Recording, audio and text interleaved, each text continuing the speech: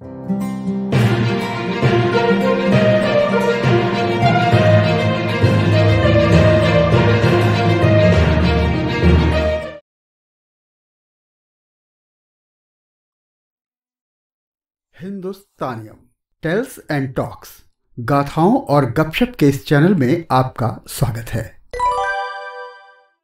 सर्द मौसम में भी हौसलों की आंच तेज है, लेकिन समय बीतने के साथ साथ किसानों की कठिनाइयां बढ़ती ही जा रही हैं। सरकार जिद पर है, अपने कानूनों को वापस नहीं लेगी, ये 100% तय है। किसान भी अड़े हैं, लंबी लड़ाई की तैयारी। सबकी इच्छा यही है कि देश के आर्थिक विकास के रास्ते में रोड़ा बनने वाला ये टकराव जल्द खत्म हो जाए, पर इन सब के बावजूद लगता यही है कि ये लड़ाई लंबी खिंच सकती। पर कितनी लंबी? क्या ये सबसे लंबे चले किसान आंदोलन की बराबरी कर सकेगी? भगवान न करे ऐसा हो। ऐसे में तो फैसला होते होते 8-10 सरकारें बदल जाएंगी। इस देश के एक राज्य में ऐसा भी किसान आंदोलन हुआ है जो कुल 44 साल चला। आखिरकार किसानों की जीत हुई। तब सामंती व्यवस्था थी, मनमाना कानून था, फिर भी आंदोलन इतना खिंच। अब लोकतंत्र है, फिर भी कौन उम्मीद करता है कि आंदोलन इस तरह का कोई कीर्तिमान बना पाएगा और सरकारें उसे बनाने भी देंगी। खैर, किसानों के इस आंदोलन से तब गांधी जी बहुत प्रभावित हुए थे। उन्होंने अपनी इच्छा भी जाहिर की थी कि वे इस आंदोलन का नेतृत्व करना चाहेंगे, लेकिन किन्हीं वजहों से उनकी ये मंशा पूरी ना हो सकी। अब क्या कारण थे, किसी और एपिसोड में विस्तार से समझेंगे। फिलहाल ये बता दें कि राजस्थान के किसानों के इस जीवट के संघर्ष ने महात्मा गांधी से पहले ही ये साबित कर दिया कि अहिंसा के मंत्र में कितनी शक्ति है। इस ताकत से जोर जुल्म को झुकाया जा सकता है। चूंकि यह आंदोलन किसानों का था, पूंजीपतियों, सामंतों, शासकों के खिलाफ था, इसलिए इसे इतिहास में वो जगह नहीं मिली जिसका यह हकदार है। आखिर क्यों इस आंदोलन की कहानी महज कुछ टेक्स्ट बुक्स के 2-3 पन्नों और इम्तिहान के 4-5 सवालों तक ही सिमट कर रहे? हिंदुस्तानियम अपने देश के ऐसे किस्से कहानियों से सबको परिचित कराने के लिए प्रतिबद्ध है। आइए कुछ मिनटों में इस ऐतिहासिक आंदोलन की कहानी को जानते हैं। पर इससे पहले कि आप कहानी में खो जाएं, चैनल को सब्सक्राइब कर दें और नोटिफिकेशन की बेल को भी, वो घंटी वाले निशान को जरूर दबा दें। ये कहानी बताती है कि किस तरह हर तरह से कमजोर किसानों ने निरंकुश नौकरशाही, मनमाने सामंतों और जमींदारों, साहूकारों के साठगांठ से चलने वाली लूट से संगठित होकर तकरीबन 50 साल मुकाबला और अपनी जंग बिना तीर तलवार चलाए, बिना बारूद दगाए जीत ली। ये कहानी बहुत बहुत रोचक है, बहुत इंटरेस्टिंग। तो आइए सुनते हैं पूरी कहानी। आज का बिजौलिया तब विजयावल्ली के नाम से एक बड़ा सा इलाका था, भरा पूरा मगर शांत सा। ये ऊपरमल की जागीर थी।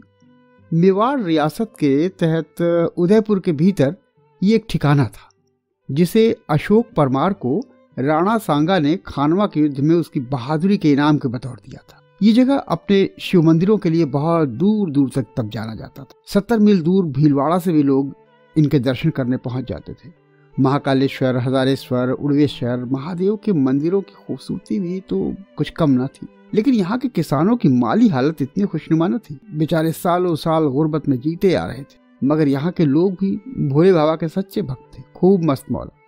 खूब मस्त मौला, लेकिन अपने अधिकारों के प्रति सचेत।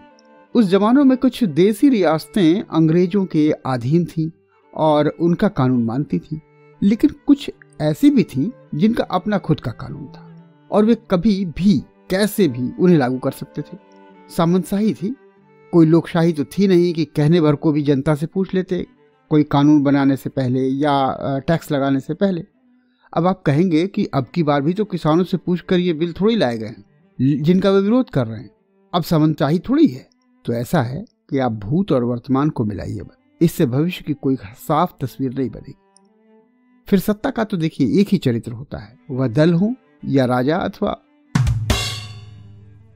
खैर आगे सुनिए।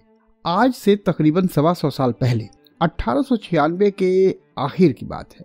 2 साल पहले राजा बने राव कृष्ण ने मेवाड़ राज्य के किसानों पर अलग अलग तरह के कई टैक्स लगा दिए। लाग बाग, बेगार, लाटा, कूता, चवरी, जाने क्या क्या टैक्स कहें, महसूल कहें, मालगुजारी बोलें, लगान, नजराना, वसूली बताएं, इस तरह के कुल 84 टैक्स थोपे हुए थे किसानों पर। हालांकि ये सभी 84 नए नहीं थे और अभी नहीं लगाए गए थे, इसमें से कई पहले से लागू थे, पर कुछ नए 30 मिला करके 84 हो गए थे। पुराने कानून जमीन से संबंधित थे, फसलों से रिलेटेड थे, उनको मानना ही था और वो मानते चले आ रहे थे किसान। लेकिन नए कानून बड़े टेढ़े थे और किसानों को नीचा दिखाने वाले थे। किसान लगान वगैरह तो देते ही थे और खेती किसान से संबंधित दूसरे टैक्स भी, लेकिन ये जो टैक्स थे उनके जीवन यापन से भी संबंधित थे।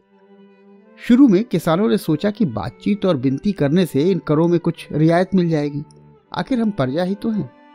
लेकिन 2 साल बीत गए और तीसरा साल शुरू हो गया। राजा के कान पर जूं तक न रेंगी।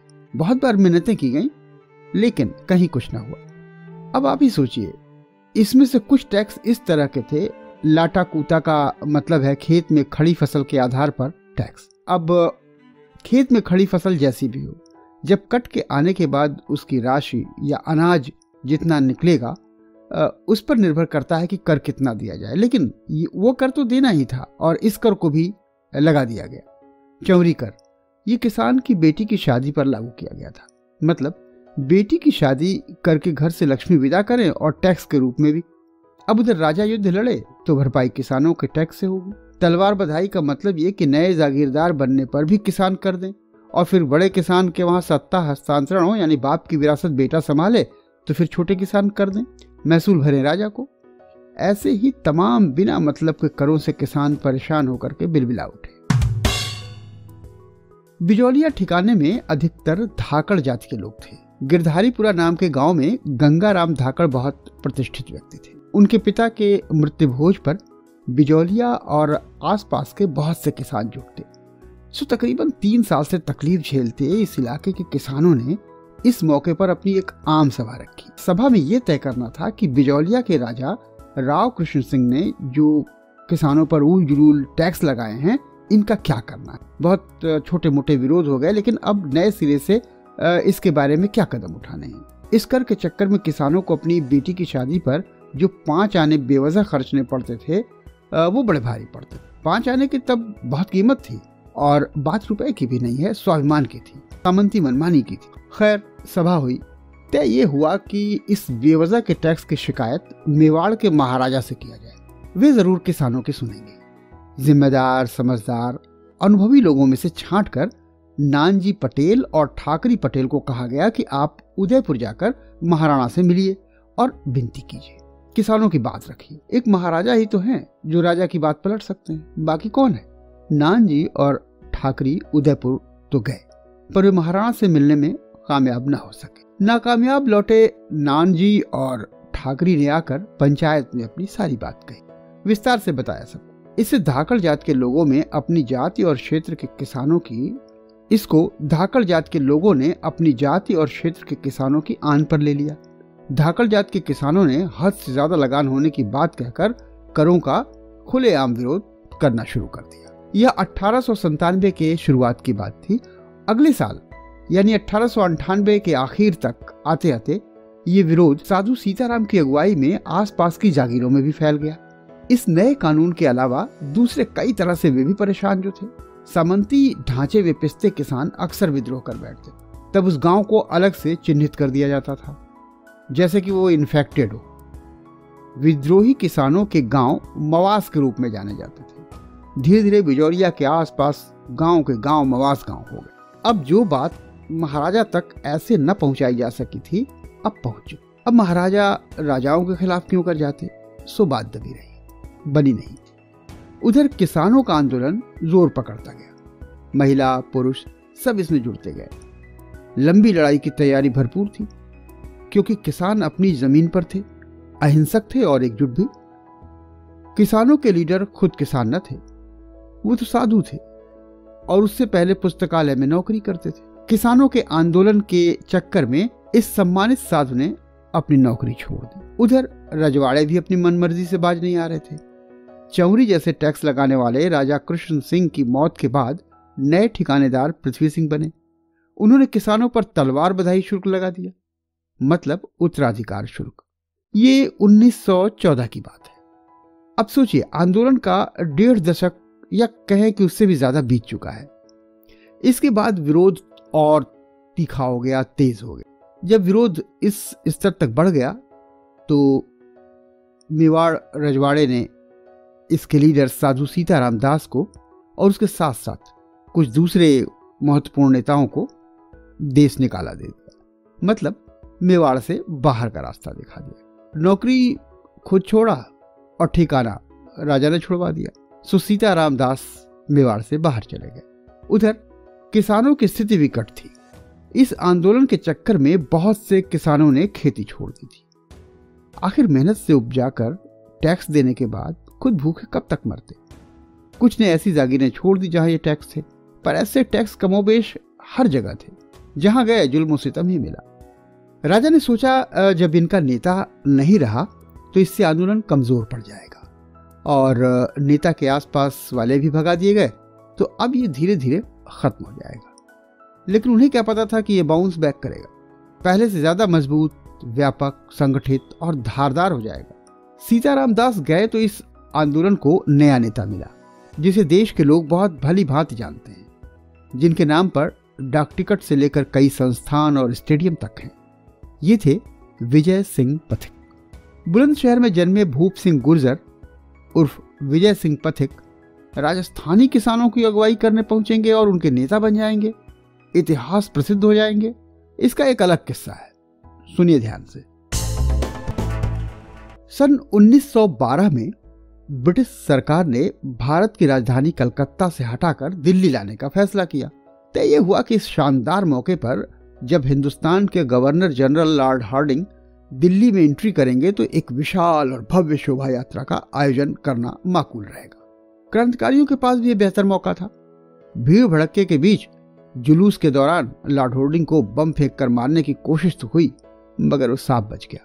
अच्छी बात यह हुई कि रास बिहारी बोस, जोरावर सिंह, प्रताप सिंह और पथिक जी जैसे दूसरे सभी क्रांतिकारी जो इसमें मुलविस थे अंग्रेजों के हाथ नहीं आए, वे फरार हो गए।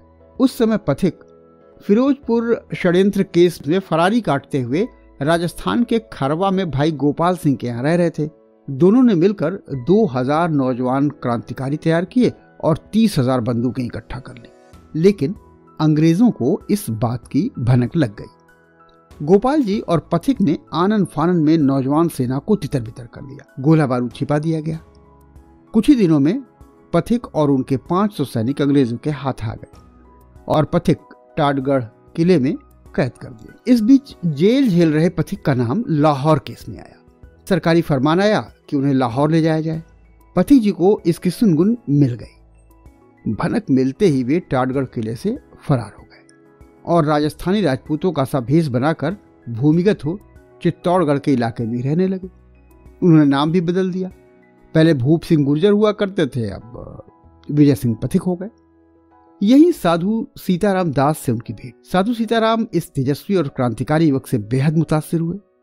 वे इस कदर प्रभावित हुए कि उन्होंने न सिर्फ अपने आंदोलन की विरासत उन्हें सौंपने का मन बना लिया, बल्कि अपनी मंशा पथिक के सामने जाहिर भी कर। सन 1915 में रास बिहारी बोस की अगुवाई में क्रांतिकारियों ने यह फैसला किया कि 21 फरवरी को देश के तमाम जगहों पर 1857 की क्रांति की तर्ज पर हथियार बंद विद्रोह किया जाए।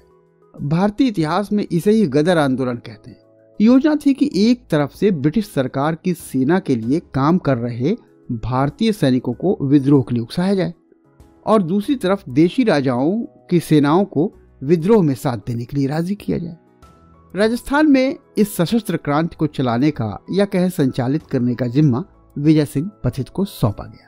ये उस समय की बात है जब साधु सीताराम को मेवाड़ निकाला मिल गया था। सीताराम दास के जाने के बाद पथिक जी 1916 में बिजौलिया पहुंच गए और उन्होंने आंदोलन की कमान अपने हाथों में संभाल ली। विजय सिंह पथिक के आने से आंदोलन में एक नया रंग आया। बिजौलिया के किसानों ने अब हर गांव में किसान पंचायत खोल ली और वे और ज्यादा संगठित हो गए। जब संगठित हुए, ताकत और ज्यादा हुई तो बाकी कर देने से भी मना कर दिया जो अब तक वो देते आ रहे थे। जमीन पर लगने वाला भूमि कर और बाकी लगान देना उन्होंने अब से बंद कर दी। खेती किसानी और सामाजिक टैक्स के साथ बेगार से जुड़ी मांगों को लेकर जमींदारों, साहूकारों, सामंतों के खिलाफ उनका संघर्ष और तेज हो गया। इधर कुछ दिनों बाद जब आंदोलन बहुत व्यापक होने लगा और मजबूत हो गया, पथिक किसानों के बीच 1917 की रूसी क्रांति की सफलता की दास्तान सुनाते कि किस तरह वहां किसान और मजदूरों ने सत्ता हथिया लिया। किसान उससे बहुत प्रभावित और उत्साहित होते। पढ़े लिखे विजय सिंह पथिक ने मीडिया के महत्व को समझा। कानपुर से छपने वाला अखबार प्रताप, जिसके संपादक थे देशभक्त गणेश शंकर विद्यार्थी, ये उनकी उम्मीदों पर खरा उतरा। देश के राज्य के एक हिस्से में रियासतों के खिलाफ होने वाले आंदोलन की खबरों को न सिर्फ उसने जगह दी बल्कि अपना सैद्धांतिक समर्थन भी दिया। उसके इस सपोर्ट से बिजौलिया आंदोलन लाखों लोगों तक पहुंच गया और तब यह किसान आंदोलन समूचे देश में चर्चा का विषय बन गया। अब जब ये प्रोटेस्ट इस कदर सुर्खियों में आया, जनचर्चा का विषय बना, तो अब 2 दशक के बाद 1918 में कांग्रेस को भी इसकी सुध आई। वह भी तब जब पथिक जी ने कई कोशिशों के बाद अमृतसर की कांग्रेस अधिवेशन में बाल गंगाधर तिलक के जरिए बिजौलिया संबंधी प्रस्ताव रखवाया। इस बीच पथिक जी ने बंबई जाकर किसानों की दारुण दशा और करुण कथा गांधी जी को भी सुनाई। गांधी जी को लगा कि एक अहिंसक जन आंदोलन जो जड़ जमा चुका है, उसे नेतृत्व देकर उसकी परिणति पर पहुंचाने के लिए बिल्कुल फिट मामला है। सो उन्होंने वचन दिया कि यदि मेवाड़ सरकार ने न्याय नहीं किया तो वे खुद बिजौलिया सत्याग्रह का संचालन करेंगे। उन्होंने अपने सचिव महादेव देसाई को वहां भेजा भी। मतलब साफ था, उनकी इच्छा थी कि मौका मिले तो वे उस ऐतिहासिक बनते जा रहे आंदोलन की अगुवाई करें। खैर, अगुवाई के लिए भी पथिक मौजूद ही थे। सो महात्मा गांधी इतना ही कर सके कि उन्होंने किसानों की शिकायत दूर करने के लिए एक पत्र महाराणा को लिखा। उम्मीद बंधी कि गांधी जी की जो हैसियत है, महाराणा उसे गंभीरता से लेंगे, पर ऐसा कुछ भी न हुआ। कोई हल नहीं निकला, कोई फर्क नहीं पड़ा। 1920 में पथिक जी ने अजमेर में राजस्थान सेवा संघ की स्थापना की। अपने साथियों के साथ नागपुर के कांग्रेस अधिवेशन में शामिल हुए और वहां सबको प्रभावित करने के लिए बिजौलिया के किसानों की दुर्दशा और देसी राजाओं की निरंकुशता को दिखाने के लिए एक बहुत प्रभावी प्रदर्शनी लगाई। गांधी जी फिर प्रभावित हुए पर कुछ कर न सके। सन 1921 के आते आते पथिक जी ने राजस्थान सेवा संघ के माध्यम से बेगू, पारसोली, भिंडर, बासी और उदयपुर में बिजौलिया के किसानों को लेकर बड़े जोरदार आंदोलन किए। न सिर्फ बिजौलिया के किसानों को लेकर बल्कि किसानों के और बहुत से मामलों को लेकर के उन्होंने आंदोलन छेड़ दी। इतने धुआंधार आंदोलन कि यह बिजौलिया आंदोलन राजस्थान के दूसरे क्षेत्र के किसानों के लिए एक प्रेरणा स्रोत बन गया। अखबारों ने तब इसे इस कदर छापा कि लगने लगा कि समूचे राजस्थान में किसान आंदोलन की लहर चल पड़ी है। बेगू, बूंदी, चंडावल, निमाज, भोमट, हर जगह लगभग आग भड़क गई। ये सब देखकर ब्रिटिश सरकार डर गई। उसे लगा कि हालात बोल्शेविक रिवॉल्यूशन जैसे न हो जाएं। उधर सरकार की दूसरी चिंता कांग्रेस के असहयोग आंदोलन को लेकर भी थी। सरकार को ये लगता था कि इसके शुरू होने और उधर से राजस्थान के आंदोलनों के कॉकटेल से हालात बहुत ज्यादा बिगड़ जाएंगे। बिजौलिया का मामला अब महज राजस्थान या मेवाड़ रियासत का नहीं रहा, देश की समस्या बन सकता है। ठीक उसी तरह जैसे अभी सुप्रीम कोर्ट ने कहा कि अब किसानों का मुद्दा राष्ट्रीय समस्या बन सकता है, अब कुछ करना चाहिए। सो खैर, इसलिए 1 दशक पहले तक अंग्रेज जो इसे परोक्ष रूप से देख रहे थे, अब इसमें सीधे दखल देने की सोची। ऐसे में ब्रिटिश सरकार ने राजस्थान के AGG हॉलैंड से कहा कि वे बिजौलिया किसान पंचायत बोर्ड और राजस्थान सेवा संघ से बातचीत शुरू करें। बातचीत में अंग्रेजों को रियासत पर दबाव बनाना था, सो आसानी से बना लिया। किसानों पर से 84 में से 35 कर माफ कर दिए गए। जुर्म ढाने वाले नामजद अफसर कारिंदे बर्खास्त कर दिए गए। जमींदारों को जब चिताया धमकाया गया तो साहूकार भी सहम गए। किसानों की अधिकतर मांगे मान ली गईं और इतने ढेर सारे टैक्स माफ हो गए तो दोनों पक्षों में समझौता हो गया। माना गया कि किसानों की अभूतपूर्व विजय हो गई। पर अभी रुकिए, अभी आंदोलन अभी खत्म नहीं हुआ है। स्टोरी में थोड़ा ट्विस्ट है। इसी बीच एक धड़ा पूरी तरह से समझौते के पक्ष में नहीं था। वो सभी करों को हटाने के हक में। इस अधूरे समझौते के कारण जो असंतोष था, इसके अलावा राजस्थान के बेगू में बेगार को लेकर एक आंदोलन जो पहले से ही चल रहा था और जिसके नेता दूसरे थे, और उन्होंने अब इसकी कमान पथिक को सौंप दी थी। और वो आंदोलन जो था वो अचानक तेजी से भड़क गया। अब अंग्रेज सरकार का काम निकल चुका था, वो सीन से निकल चुकी थी। उसने इस नए बखेड़े को मेवाड़ के राज्य पर छोड़ दिया। ऐसे में जब बेंगू के जागीरदार ठाकुर अनूप सिंह ने भीड़ पर गोली चलवा दी और 2 किसान मारे गए, तब उल्टे उन पर कोई कार्रवाई होने के, समझौते के सम्मान न करने और राज्य के खिलाफ लोगों को भड़काने के मामले में मेवाड़ सरकार ने पथिक जी को गिरफ्तार कर लिया। उन्हें तुरंत ही 5 साल की सजा सुना दी गई, जिससे वो जेल में चले जाएं और आंदोलन शांत हो जाए। गिरफ्तारी के बाद जैसी की आशंका थी ही कि तमाम शर्तों को मेवाड़ राज्य ने न माना और न कभी लागू किया। किसान ठगे गए, सो आंदोलन अभी जारी रहा। 5 साल बाद पथिक जी 1927 में रिहा हुए। उधर आंदोलन अभी भी जारी था। अब इसका नेतृत्व कर रहे थे जमनालाल बजाज। जमनालाल बजाज कांग्रेसी थे, बड़े आदमी थे, सो बिजी भी बहुत थे, इसलिए उनकी तरफ से हरिभाई उपाध्याय ज्यादातर काम देखते। आंदोलन में अंजना देवी चौधरी, नारायणा देवी वर्मा व रमा देवी जैसी महिला नेत्रियों का भी बड़ा सहयोग रहा। इसी दौरान माणिक लाल वर्मा इस आंदोलन में आए। वे बाद में प्रदेश के कांग्रेस अध्यक्ष भी बने, ये सभी जानते हैं। उन्होंने अपने पंचकुला गीतों से आंदोलनकारियों में खूब जोश जगाया और वे खूब लोकप्रिय हो गए। इतने लोकप्रिय कि वो अंत में आंदोलन की कमान भी उन्हीं के हाथ में आई। जमनालाल बजाज इसे राजनीतिक स्तर पर ले आए और आखिरकार रजवाड़ों ने भी देखा कि भविष्य कांग्रेस का है, जनता का ही है। राजशाही अब ज्यादा दिन नहीं चलने वाली। आंदोलन अब अपने अंजाम तक पहुंचने को है। इस समय आंदोलन का नेतृत्व माणिक लाल वर्मा के पास था। उन्होंने भी भरसक कोशिश की कि लंबे समय से चल रहे इस आंदोलन को अब मुकाम मिले, मंजिल मिले। आखिरकार 1941 में 44 साल बाद रियासत व किसानों के बीच समझौता हो गया। मेवाड़ के प्रधानमंत्री टी राघवाचार्य और माणिक्यलाल वर्मा ने एक समझौते पर दस्तखत किए। 44 साल बाद एक अहिंसक किसान आंदोलन का सुखद समापन एक कीर्तिमान के साथ। देश के सबसे लंबे समय तक चलने वाले किसान आंदोलन का कीर्तिमान बना दिया था इस आंदोलन। अब सवाल ये है कि क्या मौजूदा आंदोलन के पास इतना वक्त है? क्या वे इस तरह की लंबी लड़ाई लड़ सकने का धैर्य बनाए रख सकते हैं? और उससे भी बड़ा सवाल ये है कि क्या ये सरकार उन्हें इतनी लंबी लड़ाई लड़ने देगी भी? इस एपिसोड में यहीं तक। आपने समय दिया, धन्यवाद। आपको हमारी पेशकश कैसी लगी कमेंट में लिखिएगा जरूर। आपको तो पता ही होगा, अनलिमिटेड इंडियोलॉजी का यूट्यूब पर एक ही पता है, हिंदुस्तानियम टेल्स एंड